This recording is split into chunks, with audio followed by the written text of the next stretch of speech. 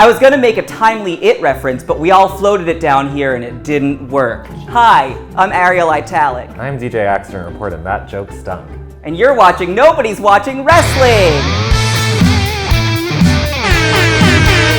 Lady Barrica's not here because she's teaching people how to put their goldfish into drag. But we are. Unfortunately. And we watched matches from the MAE Young Classic. Way better than most other WWE garbage. So true. And we have our special guest, Jaymes Mansfield, here with us. Hi, everyone. So we're just gonna go over the matches that we liked, because we couldn't possibly cover all of them because that takes a lot of time. So you get what you get, and you get what we're giving you. And you're gonna like it, because it's a gift, and we made it for you. Jaymes, tell us about your history with wrestling. Well, I've been watching wrestling ever since I was a little kid because it involves sweaty, muscular-bound men and women in tacky outfits with big boobs, which is something right along my alley. I love it. So you're actually the resident expert. You might have been watching even longer than Accident Report. How old do you assume I am? 17. That's exactly right. So we're starting off with match 1, JazzyGabbert versus Abby Laith. It was like Rocky Balboa's, the blonde Russian one, Drago. Dolph Lundgren? Dolph Lundgren. That's his name. His sister, apparently. And I was really terrified of her. I really thought she was gonna go all the way because she seems so much like something WWE really loves, you know? She is a giantess. Like right from the start, she like pulled in for the Trump handshake. Like she was serious. She could have won with the handshake alone. It's like, done. Like Incredible Hulk. I want to start off saying they both look great. Well, I wasn't so much a fan of, how did you say her name? Abby Laith? Abby Laith. She's the one with the dripping cloth, wasn't she? Yeah. I wasn't a huge fan of that. I was gonna say, each of them had one thing I hated. Abby had the half tutu, and that was a problem. And Jazzy's boots weren't my favorite, but I know shopping for shoes in large sizes can be a problem, so that could be part of it. It's just Abby's costume kind of reminds me of those girls at Burning Man that take their blouses off and tuck in the back of the jack. It's not a good look. Fun fact was that Abby's gimmick before she was Abby was that she was like a princess character who used to protect little kids from bad guys. Oh, that makes sense. She has the children's theater vibe about her. Very much so. But I did like the ballerina thing. Like it felt like a fighting game, like when you can pick a character and she's the ballerina character. But I really loved this match and I really thought Jazzy was gonna take it. I honestly did. She took me there. I actually put money on Jazzy for this match and lost. Fool. I know, I did not expect Abby to get past her. I didn't expect anyone to get past her. How could you get past her? I thought the finals was gonna be Kairi and Jazzy. Well, you have to look at it this way. Jazzy had those arms, but Abby had those thighs. She brought both of them. She brought them both, and they're weaponized. What else do you want to say about this match? Anything? Honestly, no. I will say that the match is pretty cut and dry, but I will say that was the only thing that really took me by surprise. I really thought Jazz was gonna crush her, because she crushed the girl she fought before her. It just seems like she could literally kill any of these competitors, but wrestling's not real. What? Match 2 is Kavita versus Dakota Kai. And this one started off sort of in a similar vein because it's one real big lady versus one real tiny lady. I will say, I have to admit, this is the match I remember the least from. I mean, this match was actually really short. Dakota Kai won, and I like her because she gives off a very Bayley vibe, but she seems like Bayley if she were an actual adult. Yeah, that's why I've taken to calling her not Bayley. The way they're treating Bayley, I'm pretty sure we're gonna start calling her not Dakota. Oh, burn. It's not me. Blame Vince McMahon for everything. Kavita did this crazy thing twice. It looked really cool. She grabbed Dakota Kai's wrist and then just ran up to the top rope and came back down. It looked great. I don't think it probably is effective in hurting someone, but goddamn it looked cool. And again, great. That's drag, so go. You go with God. Well, you know, The Rock used to win with an elbow drop. I mean, I wish I could talk about this tournament too, because someone else is winning from elbow drops. So this match is actually technically the most popular match of the entire tournament because Divi, she is Indian and she's the first Indian women's wrestler in WWE's history. And Really? so like this on YouTube has like 1.5 million views and everything else is struggling to break like 50,000. Wow. Yep. That makes a lot of sense actually, because the Indian market, like I just found this fact out, they actually edit the Great Khali's matches so that he's the main event. Uh-oh, power outage. All right, match 3 is Kairi Sane versus Bianca Belair. Yes, this was the match I came here for. Kairi Sane does the full pirate thing. Yeah, which I still have a bad taste in my mouth from Paul Burchill, but she's really working it really well, I have to say. Again, she's really selling it with the props and the obviousness that she has a full-on hat. She has the wheel from her boat, so no one can steal it because she took it off, she brought it with. And she looks amazing. She does. I will say she's very fit.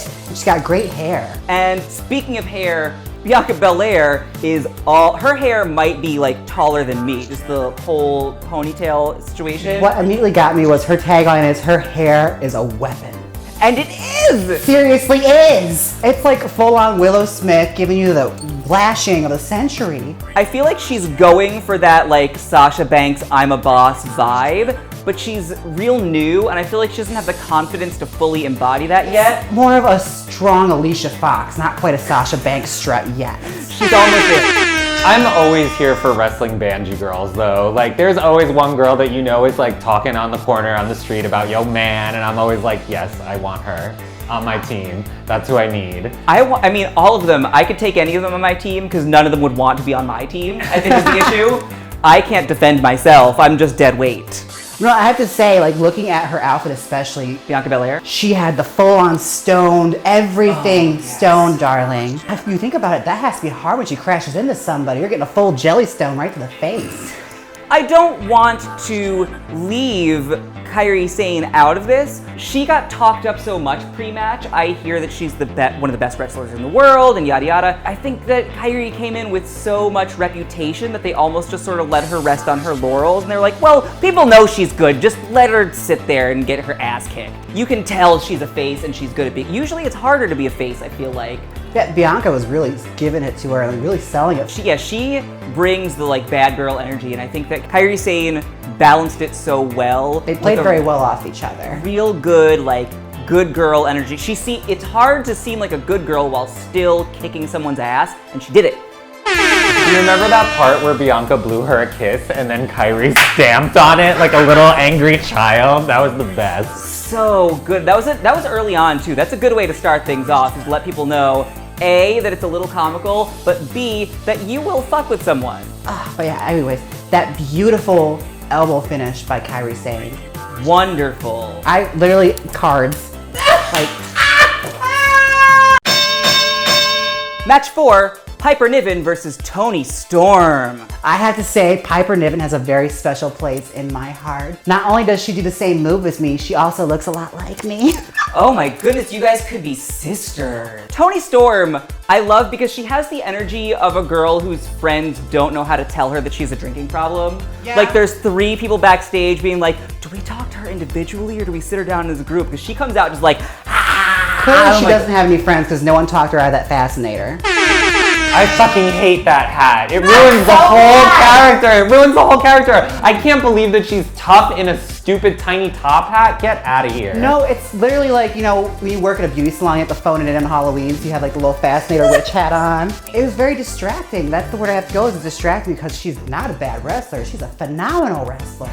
And those two really gave it to each other in the match. They played off each other really well. There was a definite dynamic between them. They felt each other out. They did a lot of the like mirroring each other, and they were having a good time. There's lots of smiling. My straight up giggle moment was when they both were in that lock and they just shook hands upside down, like, yes! They both went into the bridge. It was a choreographed dance in the best possible way, but also with ass kicking, which is just what I want. And we also have not talked at all about Piper Niven just being fabulous. Like, she really is. Got the pink going on. I love a girl who wears a wide open fishnet. She is a more corpulent woman, but has that sassy ass cutout window on the side of her wrestling costume as well. Yeah. So they give you a whole on view of this beautiful like love handle she has going on. But yes! Yes. You rock that shit like you're divine. Oh, she is the divine of wrestling. I love it. Who won this shit? Oh, it was Piper, right? Toni Storm won it. I have a vague memory of this. I really did try and block it out because it's wrong. I know It's you wrong. wanted Piper to win too. So badly. Like, I wanted to tweet out to Piper, like, don't worry, honey, I had my dreams dashed on television too. All right, the fifth and final match is Shayna Baszler versus Mercedes Martinez. Yes. Ooh, this one was good, folks. I want to get started by pointing out that Mercedes Martinez has a fucking air horn in her entrance music. Yes, Did girl. you catch that? Yes, people have been tweeting me about it all week. They're like, did you do that? And I'm like, no, what? No. Screamed, I was so excited. Also, they are both so tough looking. They both look like people who have actually gotten into legit fights. I will say this, I am so glad Mercedes Martinez is finally getting her recognition and come up. It's so long overdue, but I don't like about her is they constantly use that word veteran, which is the nicest way of saying she's old. It's a shame. Because they're both MMA fighters, correct? Mercedes isn't. Mercedes is a professional wrestler. She's been in that. Oh, okay, so because I could tell, Shayna looks like an MMA fighter because she's not wearing a lot of makeup, whereas Mercedes looks like someone who's gotten into a lot of fights in bars because she's contoured. She's generally just tough looking. She is, but I just feel like you don't wear like a lash and a contour in MMA. Like you don't, MMA fighters don't contour. But I will say MMA fighters wouldn't hurt a little contour. Just saying. They don't know where to hit if they think your cheekbone's up here and it's down here. Exactly. That's camouflage. You're painting on a whole new target. Look, Brock Lesnar, you don't have a single ridge on that face, it's just a big old potato. You could contour something into it. Girl, Trick you could 'em. have like 6 cheekbones on that big old head. I thought the storyline of this match was great. That like this mean tough bitch was trained by this other mean tough bitch, Yes. and like you didn't even know who to root for because you like wanted both of them to win. And it's funny because I've never felt so impassioned about mean tough bitches before. I mean, I'm often impassioned about mean, tough bitches. But they were like extra mean and extra tough and extra bitchy. I was Yeah. really invested in these unlikely of women. Oh yeah, there was a whole season's worth of backstory there with the training and I really felt all the drama going into it. And also because they acted the beginning of that really well, where they did that thing where they felt each other out and they were just moving around. There wasn't a lot of contact or even a lot of swings taken. They just sort of did the dance while they were seeing who would make the first move, and it built that tension in your ear. I just felt like I was gonna poop. It was like, oh God, Not oh to God. mention, my favorite kinky little touch is Mercedes Martinez was the only girl Shayna Baszler's hand shook. Yeah, she only shook her hand. Oh my Entire goodness. competition. Literally when I saw it, I was like, cherries? Okay. But then the actual wrestling was all phenomenal. It really was. I will say this, Mercedes made Shayna look like $1,000,000. Oh God, yes. Because I was not sold on Shayna Baszler because they kept pushing her as MMA, MMA, MMA. She could be a phenomenal wrestler and she's just being told, give us the MMA stuff. But yeah, Mercedes Martinez really sells a hit. Like when she gets one in the jaw or when she's in a hold or something, you can see the pain, you can see all the thought process of how she's gonna get out of it. I was gonna say, not only can Mercedes sell a punch, she also can give a punch. Oh, she had the nastiest punches out of everyone in that tournament. It was really brutal. This match is one of the realest feeling to me. I really felt like it seemed like things could hurt. I think that they had a real sense of how to make this seem visceral. They did a good job with Mercedes and Shayna, especially Shayna. I'm not giving her enough credit. She was really taking Mercedes' hits. Like she was really taking them because the rest of the tournament with her matches, you notice, she gets hit in the face, it's like nothing, it slides right off of her. But Mercedes hits her, all of a sudden she's staggering and you know, she's really taking the hit. That's, again, part of the drama. They really built up to this moment. It was just a, who's gonna take it? And then Shayna won, which, you know, the student surpasses the master or whatever. It's a tale as old as time, but it still felt like such a moment for her. So a big thank you to our guest, Jaymes Mansfield, for showing up today. Thank you, honey. Thank you for having me. Oh, it was a pleasure. James, tell our audience where they can find you, what you want them to go see, etc., etc. I am Jaymes Mansfield with a Y on all major social media platforms, but be sure and check out my YouTube channel where I update every week with a new video. ranging from beauty, hairstyling, to even history of drag queens. And I even covered Cassandra in that, the gay wrestler. It's really good stuff. You should definitely watch it. You will learn something, whether it's about styling, about the actual world that we live in, or just about what a delight Jaymes is to watch. It's true, I am a delight. As usual, you can find me at Ariel Italic at all of the places, including now on Reddit. My username is Ariel Italic, so just find that, all one word. Same shit as always.